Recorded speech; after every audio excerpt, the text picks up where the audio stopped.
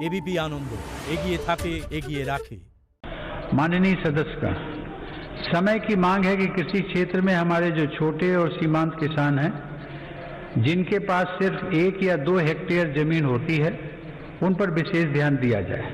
देश के सभी किसानों में से 80% से ज़्यादा ये छोटे किसान ही हैं और इनकी संख्या 10 करोड़ से ज़्यादा है।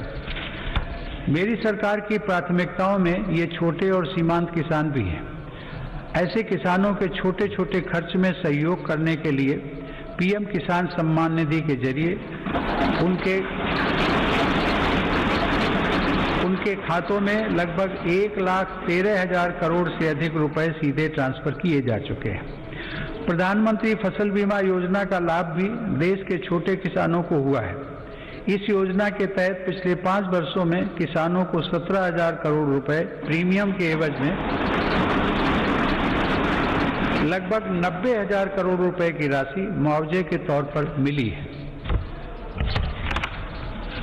देश के छोटे किसानों को साथ जोड़कर 10,000 किसान उत्पादक संगठनों यानी फार्मर प्रोड्यूसर ऑर्गेनाइजेशंस को स्थापित करने का अभियान एक ऐसा ही प्रभावशाली कदम है। इससे इन छोटे किसानों को समृद्ध किसानों की तरह बेहतर तकनीक, ज्यादा ऋण, पोस्ट हार्वेस्टिंग प्रोसेसिंग एवं मार्केटिंग की सुविधाएं और प्राकृतिक आपदा के समय सुरक्षा मिलनी सुनिश्चित हुई है। इससे किसानों को अपनी फसल की ज्यादा कीमत और ज्यादा बचत का विकल्प भी मिला है।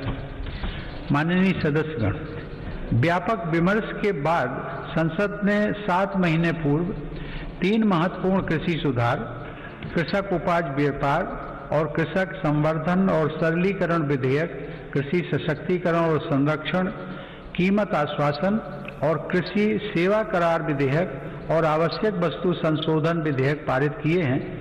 इन कृषि सुधारों का सबसे बड़ा लाभ भी 10 करोड़ से अधिक छोटे किसानों को तुरंत मिलना शुरू हुआ।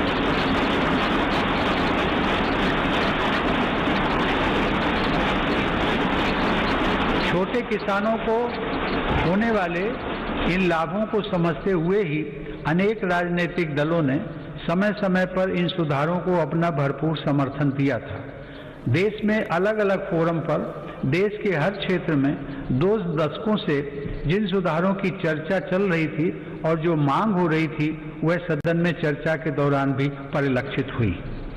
वर्तमान में इन कानूनों का अमलीकरण देश की सर्वोच्च अदालत ने स्थगित किया हुआ है।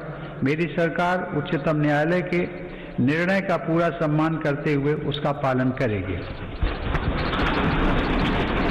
लोकतंत्र और संविधान की मर्यादा को सर्वोपरि रखने वाली मेरी सरकार इन कानूनों के संदर्भ में पैदा किए गए भ्रम को दूर करने का निरंतर प्रयास कर रही है।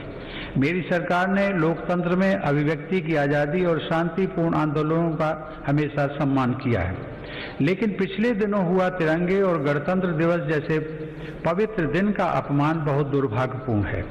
जो संविधान हमें अभिव्यक्ति की आज़ादी का अधिकार देता है, वही संविधान हमें सिखाता है कि कानून और नियम का भी उतनी ही गंभीरता से पालन करना चाहिए।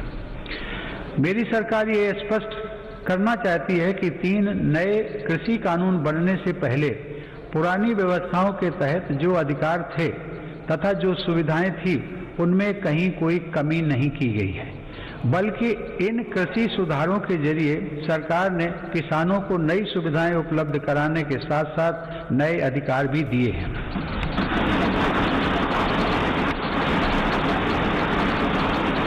माननीय सदस्यगण, कृषि को और लाभकारी बनाने के लिए मेरी सरकार आधुनिक कृषि इंफ्रास्ट्रक्चर पर भी विशेष ध्यान दे रही है।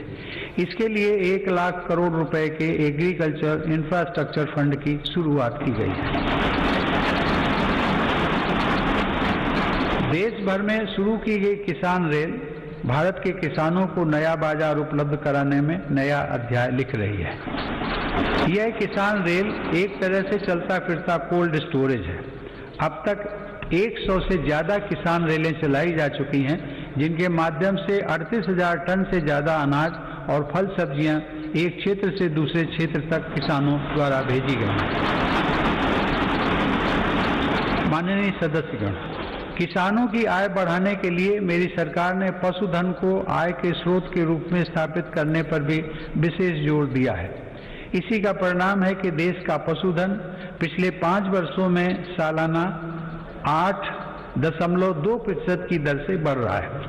सरकार ने डेयरी क्षेत्र में बुनियादी ढांचे की स्थापना और निवेश को प्रोत्साहित करने के लिए 15,000 करोड़ रुपए के पशुपालन अवसंरचना विकास कोष की स्थापना भी की है। मेरी सरकार ने पशुपालन और मत्स्य पालन को भी कृषि क्षेत्र की तरह ही किसान क्रेडिट कार्ड की सुविधा दी है।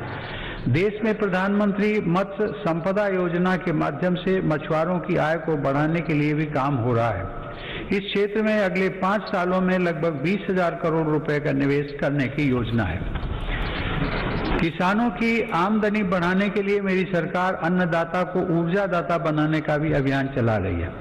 प्रधानमंत्री कुसुम योजना के तहत किसानों को 20 लाख सोलर पंप दिए जा रहे हैं।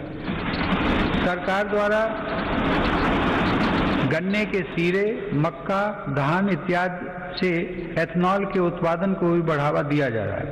पिछले 6 वर्षों में सरकार की सकारात्मक नीतियों के कारण एथेनॉल का उत्पादन 38 करोड़ लीटर से बढ़कर 190 करोड़ लीटर हुआ है।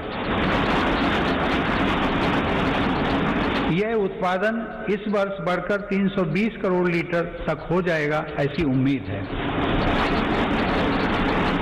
एथेनॉल देश के किसानों की आय बढ़ाने का एक बड़ा जरिया बनकर उभर रहा है। माननीय सदस्यगण, पूज्य बापू आत्मनिर्भर आदर्श गांवों के निर्माण की इच्छा रखते थे। इसी विचार को लेकर चल रही मेरी सरकार आज गांव के बहुआयामी विकास के लिए लगातार काम कर रही है। गांव के लोगों का जीवन स्तर सुधरे, यह मेरी सरकार की प्राथमिकता है। इसका उत्तम उदाहरण 2014 से गरीब ग्रामीण परिवारों के लिए बनाए गए 2 करोड़ घर हैं।